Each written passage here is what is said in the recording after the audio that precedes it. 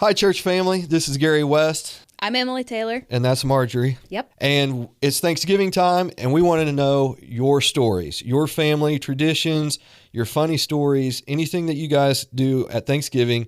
We want to know. And then what are we going to do with those, Emily? You are going to email them to us. So listen up. Our email is thecastfirstassembly@gmail.com. Okay? So again, if you didn't hear it or you weren't paying attention or talking to your neighbor, thecastfirstassembly@gmail.com. And then we'll read all those. And we may not be able to mention them all, but we'll get to as many as we can. And if it's something you want to stay anonymous about, just don't put your name or put anonymous on there, and we won't mention you by name. Okay, we're looking forward to it. Send them as soon as possible. Thank you. Well, she's sitting there with her Starbucks fall drink, and she does all the... Yeah, see, you like just to the fall market. Yeah. And, no. Not much anymore. I just like to be at home. Okay, you don't do any change out any of your decor. I put a pumpkin out. How many cats? How many cats do you have? How many cats? That's what I think. I'm telling you, it's just a matter of time. How many cats do you have?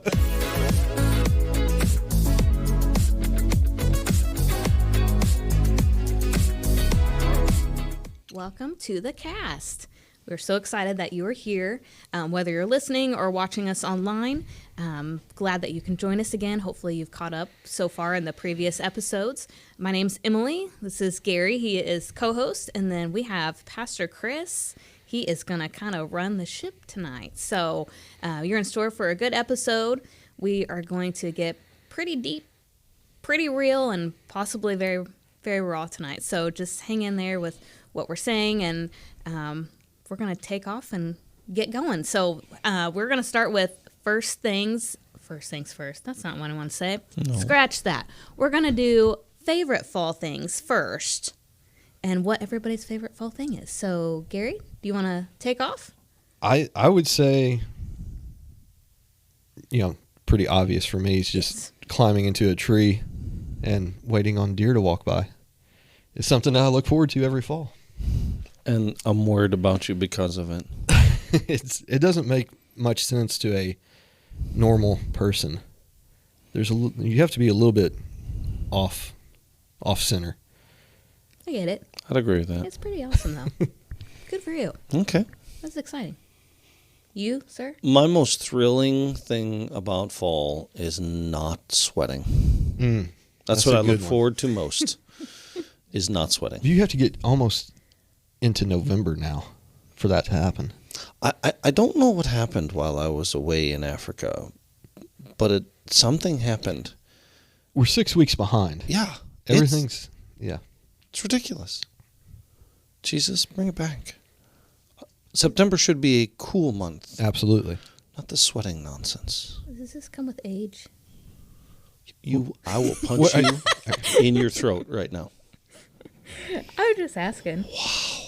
No, actually, technically, men generally get colder with age, and women...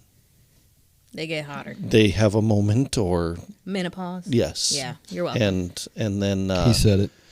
And then they get warmer. So Amy and I, for a season, were finally at liking the house at the same temperature, but we're beginning to go past each other now. So... Well, that's good. It's way more than you needed. Emily, your favorite thing? All right, so I got to think about this. I think my favorite, since moving to town, would be, honestly, like Halloween with the little kids that come down my neighborhood and getting to pass out candy to them and their little costumes. And it's just so much fun. Yeah, I love it. Just the little kids in there. You can't see them, and then they, trip on your sidewalk, and it's a total hazard. It's who's fine. old now? Do what? Who's old now? I'm just saying. Oh, listen, me and the 90 cats is fine. I got my cats, and I'm handing out candy to the children. I'm telling you, old Mother Hubbard, right here. Just letting y'all know. Okay, Yeah. Good to know. Good to know. I thought it was the woman in the shoe that had she had dogs. Well, I'm on a roll there. Kids? She had kids. She had so many children, she didn't know what to do. There you go. You were close to I was on the right track. Is that the one that eats the fly and the spider? No, that's a different one. I know an old woman. Oh, no, she did, who lived in a shoe. Maybe it is. Ate the spider. Spider ate Yeah, the. yeah, dogs, horses, goats. Yeah. She ate a lot of stuff. Yeah. Did she eat the children? No, I don't believe that's No, in the song. that's illegal. That's a different song. Well, some of those were kind of creepy back then. That's just my thinking. I don't know why she swallowed the fly. I guess she'll die. If you're listening, we're sorry. So I'm just not kidding. sorry. You're not sorry at Not at all. all sorry. You're just figuring out the real us. If we could see, can we watch the attendance? Because it's probably, Dwindling? yeah, at this point, it was. Yeah. Well, it's nice knowing y'all. Thanks for listening. Yeah. Hey, so for real, what we're going to do today, every so often, we're going to bring people in from the church and just ask them their story. We think we've got some incredible people in our church. We've got incredible stories, and we don't really have a way to hear them. And I think we'll be encouraged. I think we'll be strengthened. I think we'll be motivated. I think we'll be stirred.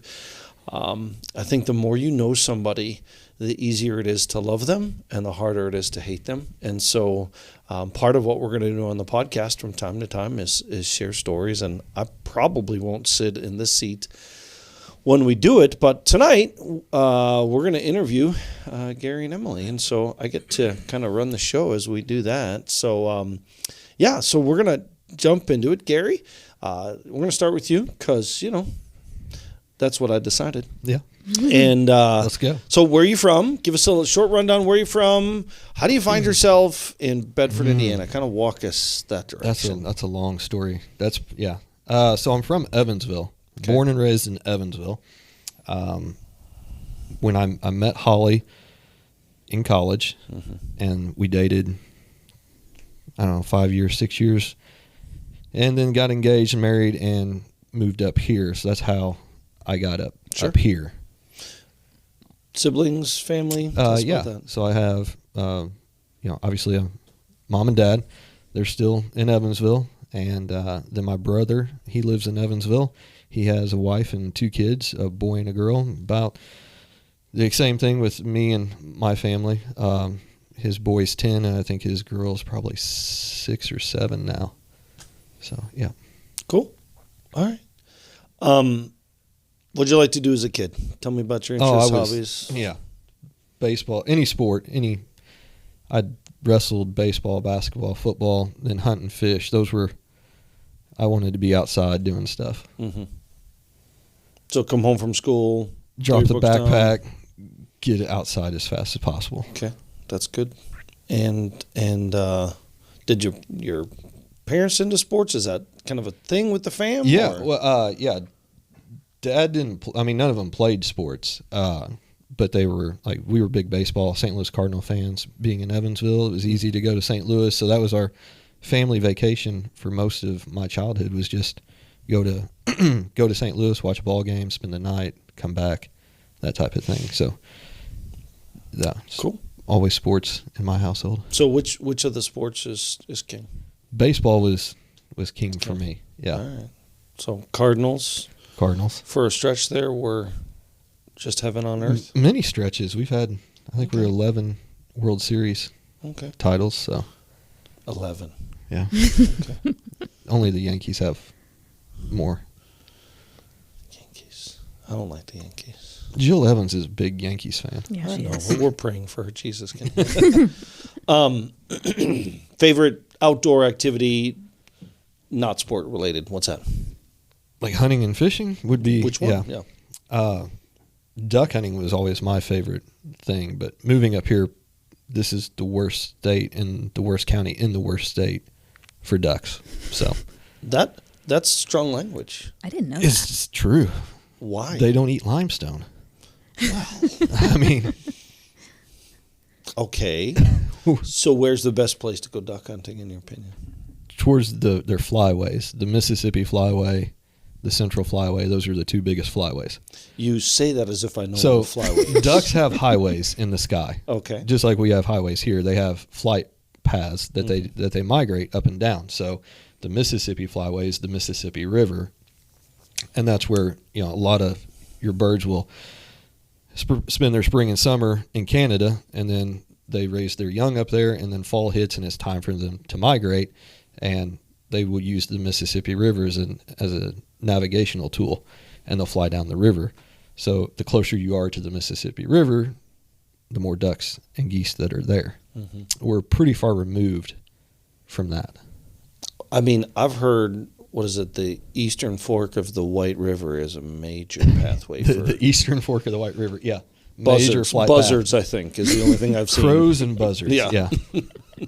Can we shoot them? Are we? Oh, you can shoot anything. Okay. Anything you can pay for. Okay. I don't know the rules. Are you allowed? There is a crow season. Buzzards, I've never known anyone to shoot buzzards. I just feel like shooting them would alleviate the circling that I see above my... But then you got a lot of dead carcasses on the road. Which brings more buzzards. More buzzards. Okay, never mind. Okay. Earliest church life memories. Talk to me about that. Yeah. So Mom made sure that we went to church. I grew up going to church, and that was mainly Mom pushing that. Dad supported it, but I always tried to get out of it. Mm-hmm. I would pretend to be asleep, or because I wanted to go outside. Like, I didn't want to go spend 2 hours or an hour and a half in the church and not doing something that I wanted to do. So I always tried to avoid it. Mm-hmm. But Mom made sure we went. Mm-hmm. Yeah. What's your earliest memory of church? Of church? I remember some of the Sunday school stuff.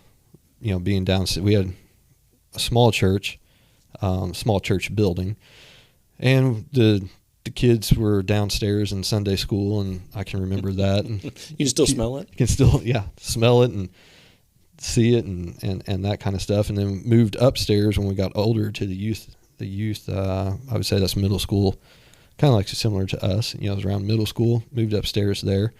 We've had a church basketball team. We dominated. Nice. We had like four or five of us that played middle school ball on the middle school team, but then we also played for our church team. So we did run that for a while. Okay. No, it's good. Describe to me your journey in the Lord. You've kind of given us some background, kind of some foundation stuff, but talk to me about your journey in Jesus. Yeah. So I would say I grew up in church, but the church wasn't always in me. It wasn't till I moved up here that I started to pursue a life with Jesus. And it took God had to move me from that environment, put me in a new place, in a new space with new challenges and new teachings. Nothing was wrong with our church down there. It was just me always growing up in that. Sometimes you need a change of scenery, change of environment to grow, and that's what I needed. So when I moved up here, I was exposed. Actually, the first time I came, you were preaching. Oh, sorry. This was before you left for Africa, and Holly. So when we started dating, actually before we started dating, Holly and I met in class, and she found out I went to church, and she was away from home, so she wanted to go to church. She was looking for a place. She said, "Can I go to church with you?" And I said, "Sure." So I take her to my church, and she's like, "Your church is a lot like my church." It's like, "Oh, that's cool." So I come up here for the first time, and we pull in the parking lot, and I'm like, what part of my church is like this? Because my church would fit inside of this church multiple times. Okay. And we have a congregation at full capacity. We could maybe sit 120. Mm-hmm. It's just a small old church building on the corner, and we come inside, and there's the music's going, and it's loud, and people are standing. And I was in a Methodist church where they were just coming out of the choir robes and had some acoustic instruments and things. And I'm like, the only thing similar is the color of the carpet. Like, we have a maroon carpet, and you guys have some maroon carpet. That's like the only similarity. So moving up here challenged me and changed my perspective. But I sat here for a long time too, just sitting here absorbing things, learning things, but not necessarily getting involved or pursuing a life it was just, I don't know. It took a while to actually act on, hey, I need to get uncomfortable here. What I'm believing isn't matching the way I'm living. Mm-hmm. That took some time. Mm-hmm.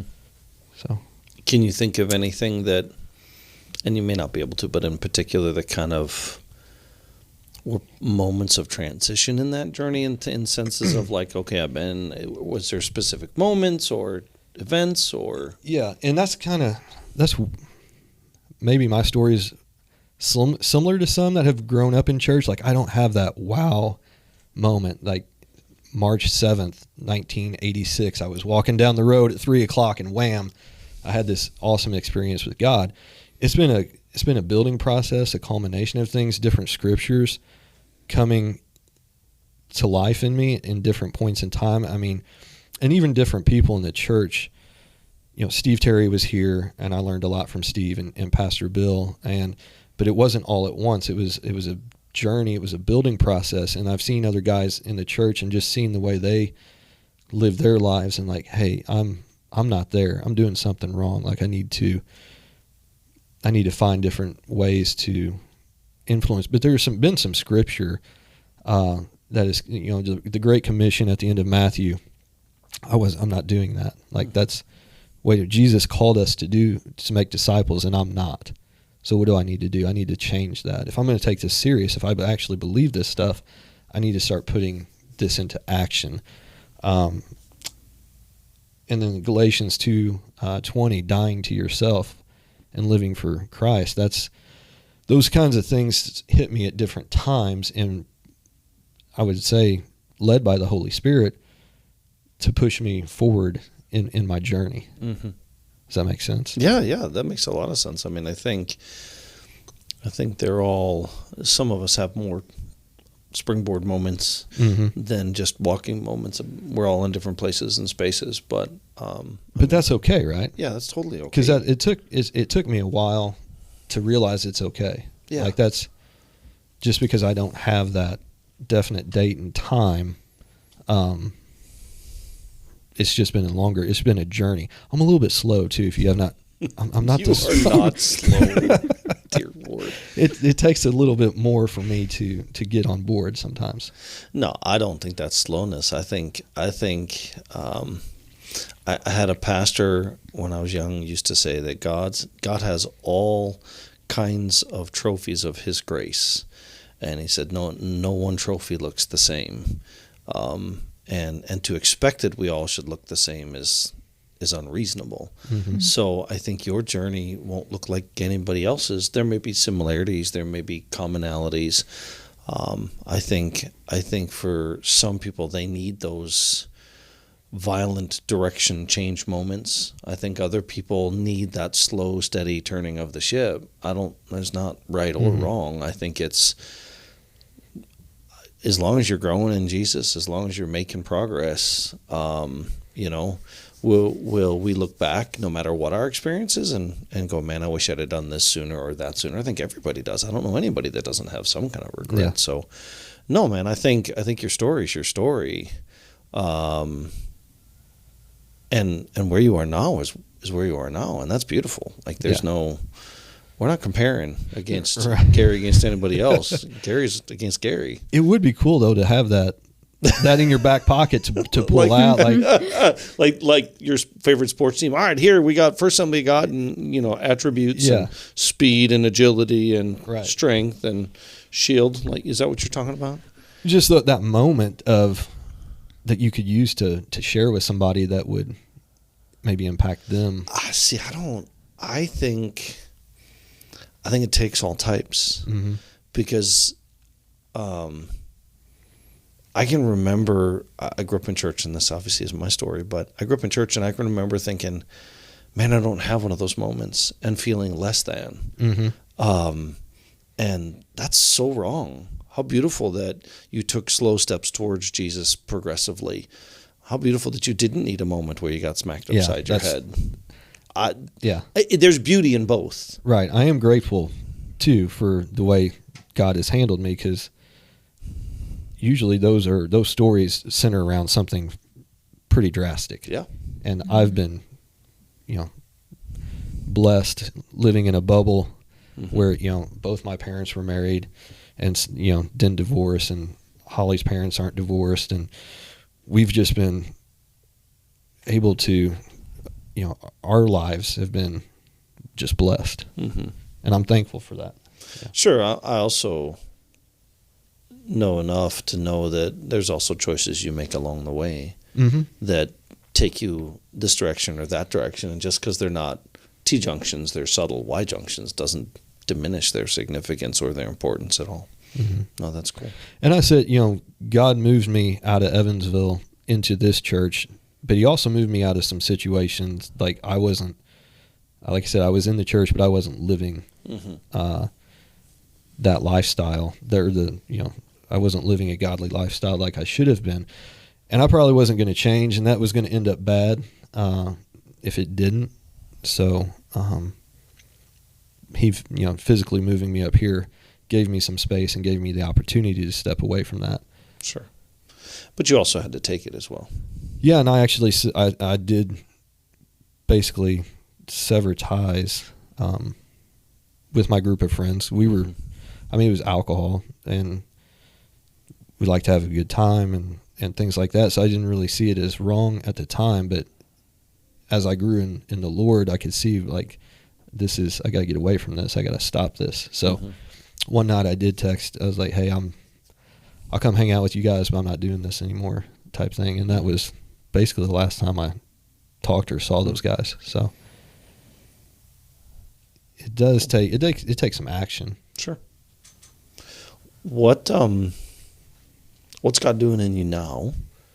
What do you look forward to down the road? Let's start with the first one. What's God doing in me now with this podcast is very is something he's doing for me, and it's stretching me. It's causing me to evaluate, I guess, what I'm doing, and causing me to study more and being just seeing things through a different lens, I guess. Yeah, absolutely. Anything you look forward to? I look forward to this podcast. I look forward to continuing this podcast. I look forward to hopefully influencing people to follow Jesus and to give him an opportunity and explore, what he has for you. That's what I want to do. That's what I want to see done is people come to Christ. Sure. I'm gonna turn my attention towards your co-host for a minute, but what do you want to share with people? What do you want to say if you haven't already said it? What's on your heart?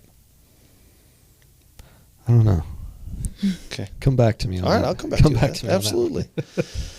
Emily Taylor, I'm gonna turn towards you now. I know. I feel like I need it. Because we're gonna do this. Okay.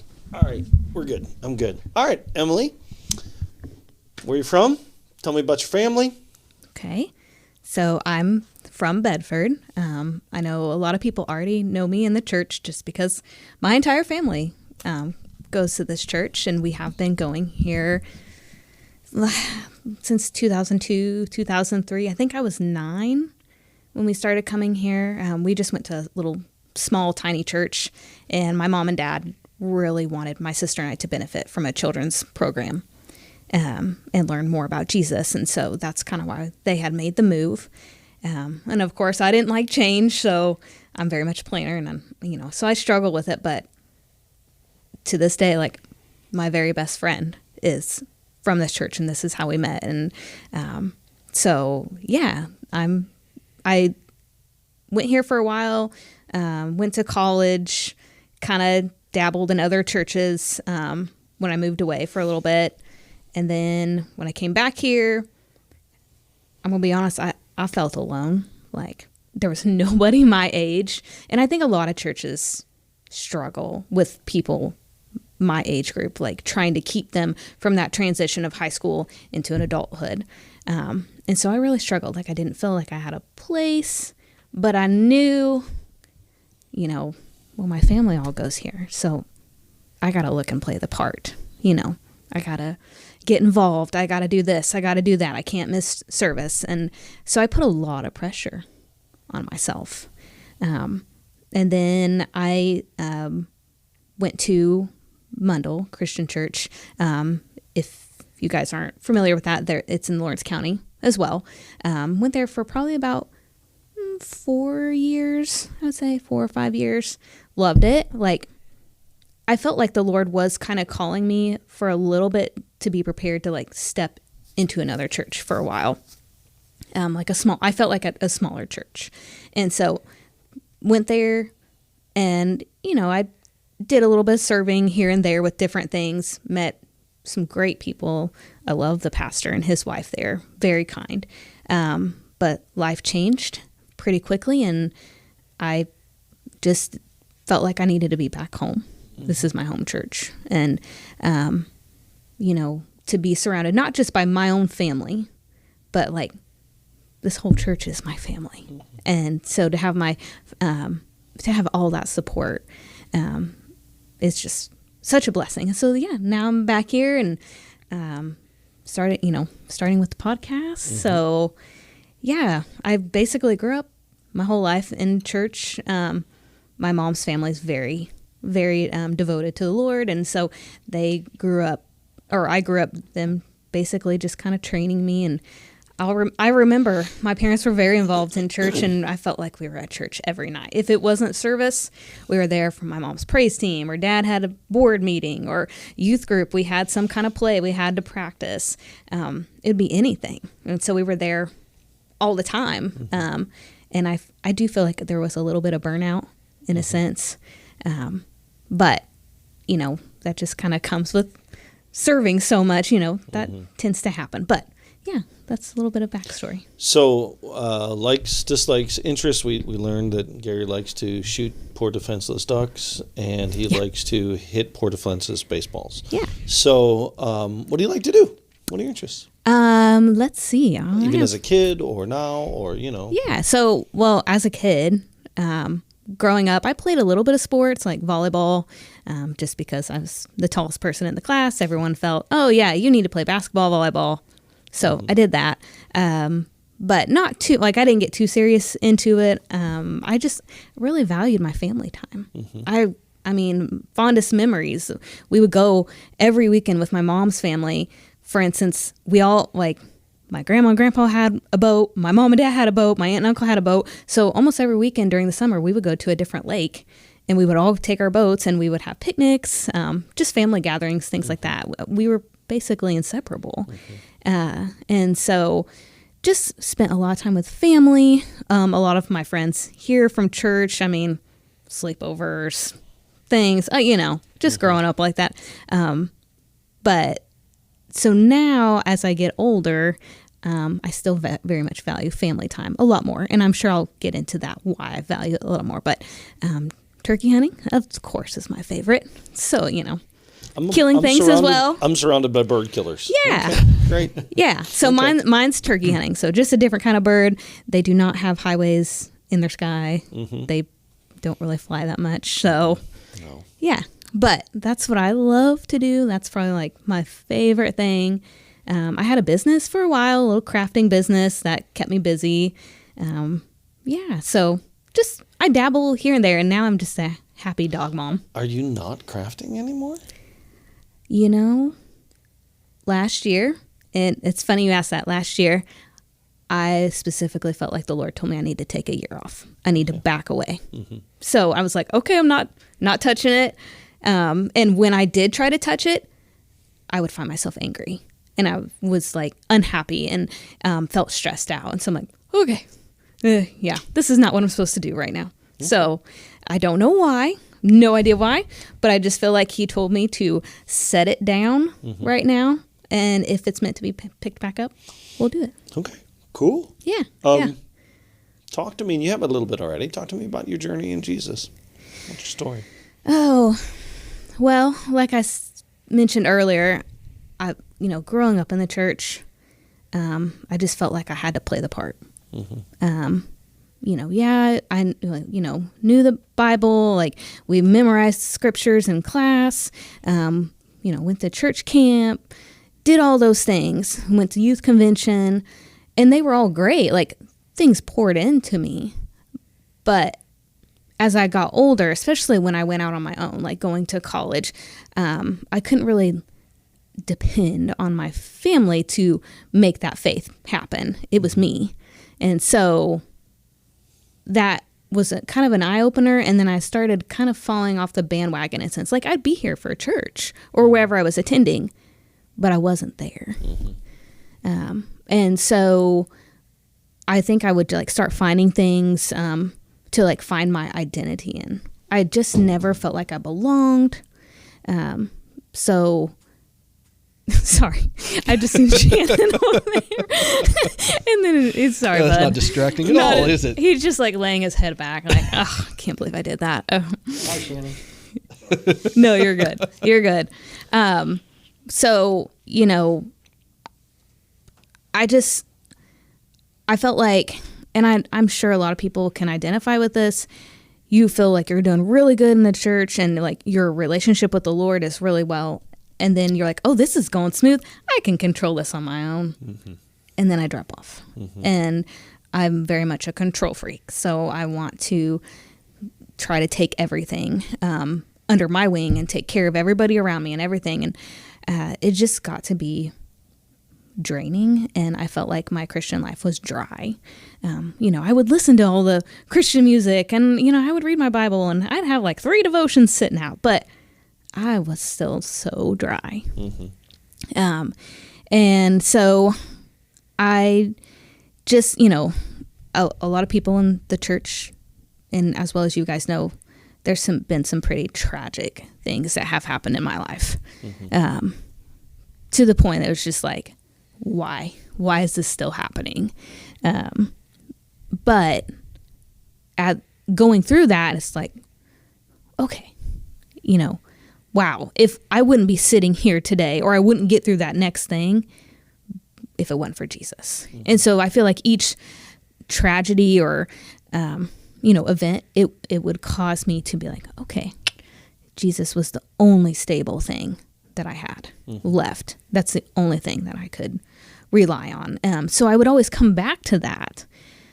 But honestly, probably this year has been the year that I have really found myself deep diving into the Word and the Lord and what He has for me, to the point that like I feel comfortable that I can say I find my identity in Christ. So yeah, that was a lot to say, but no, it's there you go. No, I love the identity part, because that was what brought me forward too. Is my identity wasn't in Christ. I was known for other things. Yes, and it wasn't who I wanted to be. Like, how tragic would it be to not be known for Jesus? Yeah, you know, after all He's done for us. Oh, 100%. No, I thanks for bringing that up. Yeah, and I'm just gonna be real honest.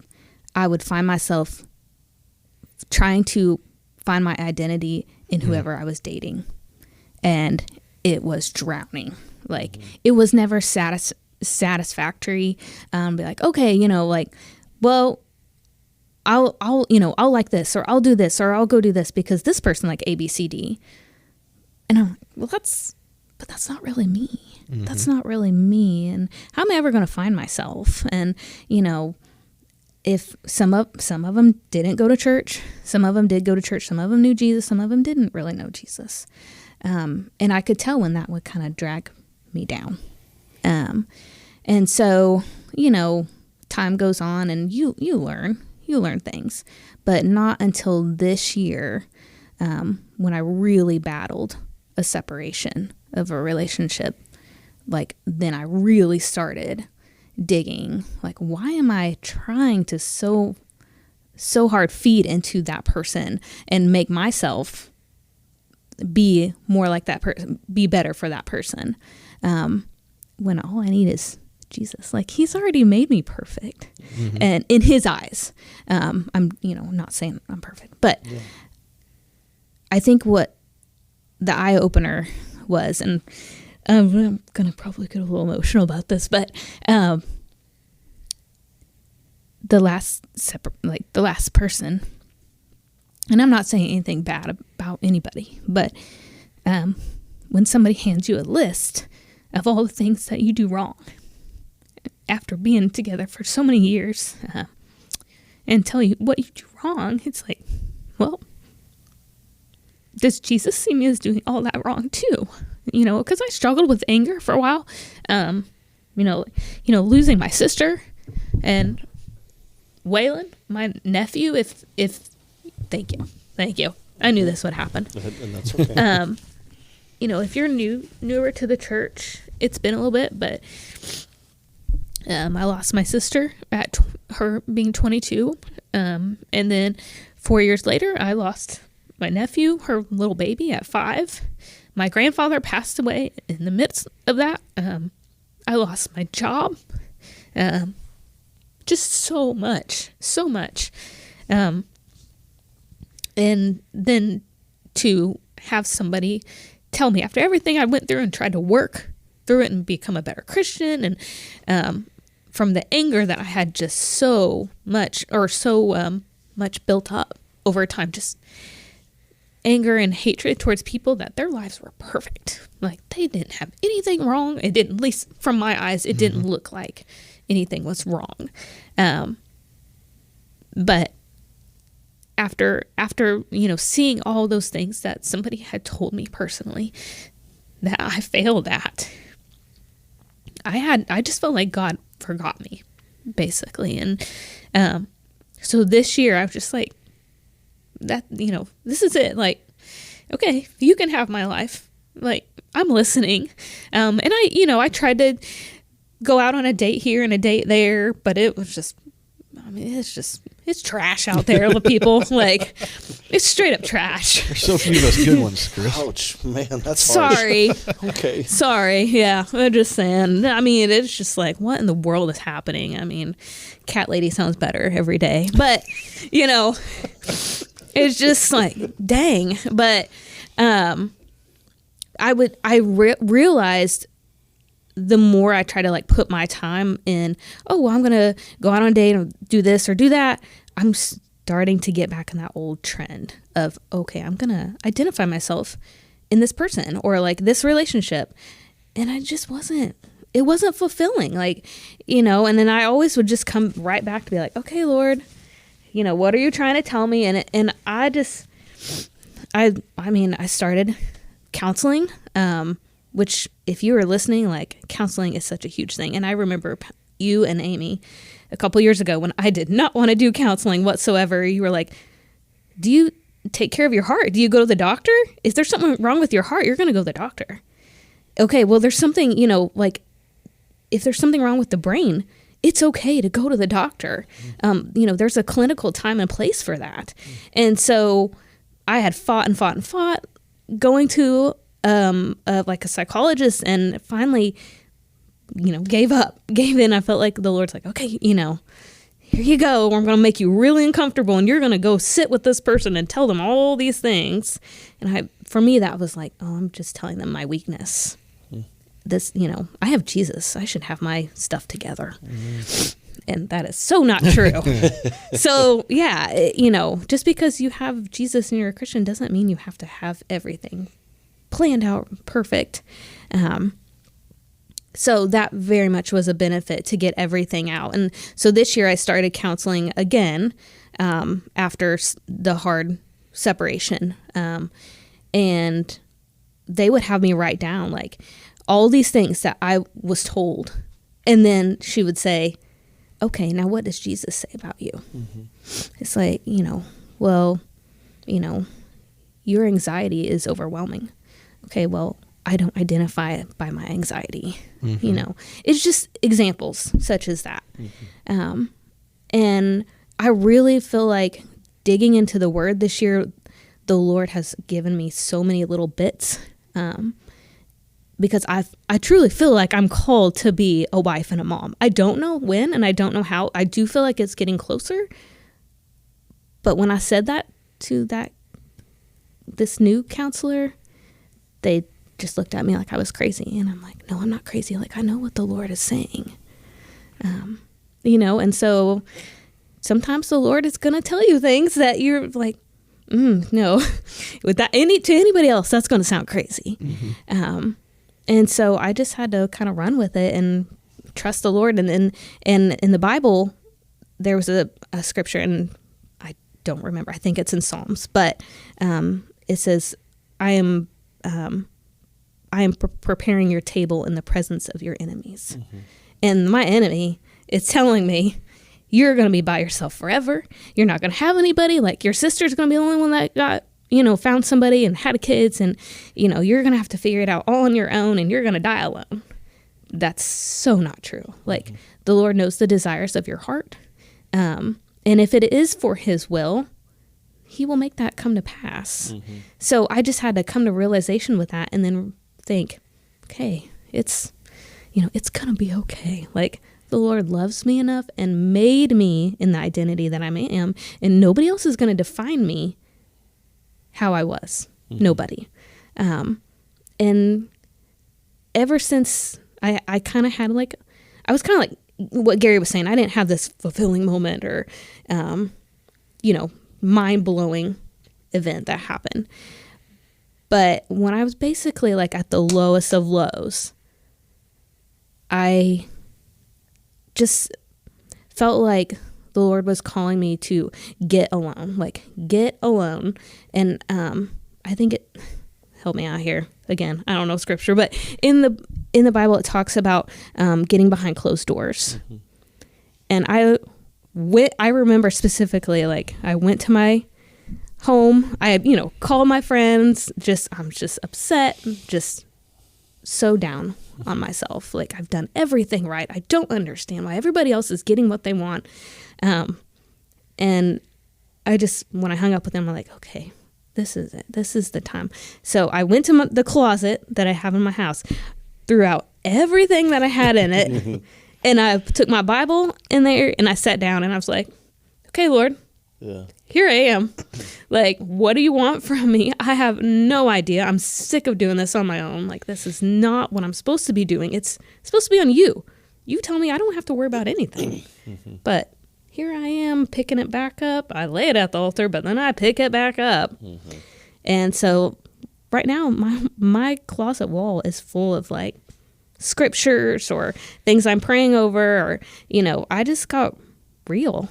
And, I just feel like this weight has lifted off completely.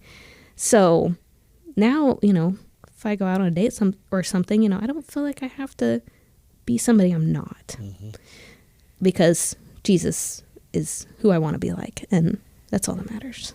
So there you go. There it is. First off, thank you. Mm-hmm.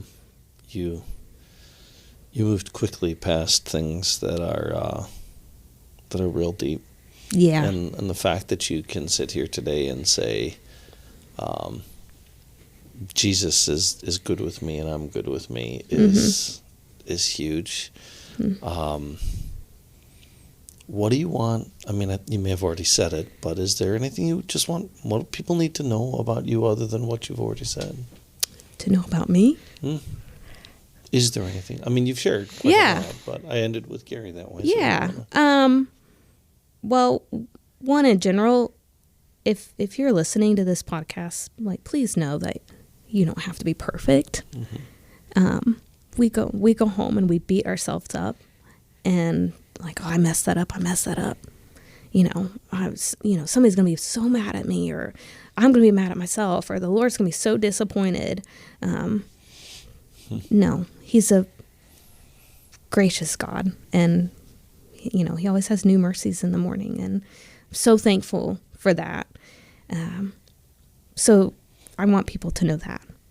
And then secondly, I just, with my sister dying and stuff, I always felt called to speak to people one day, not necessarily like become a pastor, but just, I feel like I have this vision I've always had. I can see like a crowd of women sitting there, and I'm supposed to be speaking. And I always thought it was going to be about my sister and losing her and things, but not saying I can't use that, but as time changes, I feel like the Lord's calling me to speak to single women. Mm-hmm. And to know, to share how your identity is not in the other person that you're trying to find. So yeah, just it's scary. I have no idea when or where that's going to be, but it'll come. And so that's kind of what I'm looking forward to, for Jesus to kind of help me get prepared for that.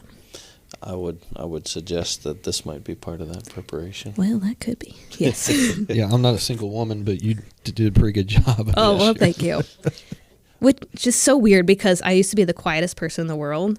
And like yesterday when we went to go speak on stage to promote this podcast, I was not nervous at all. Mm-hmm. It just didn't bother me at all. And then I don't know if any of you watched yesterday the Charlie Kirk memorial, but his wife is an absolute force. Unreal. Like, I mean, blows me away. Yeah. And for her to stand up there and say the things that she says, I'm like, I want to identify in Christ the way that she does. Mm-hmm. And it's just kind of something I strive for. But yeah, it's so odd. Like, we haven't talked about this at all, but like you, the identity in Christ is what is the same for both of us. Because if you would have asked people 18 years ago that knew me, being a Christian, they would not have described me as a Christian. And that's something that I want to change.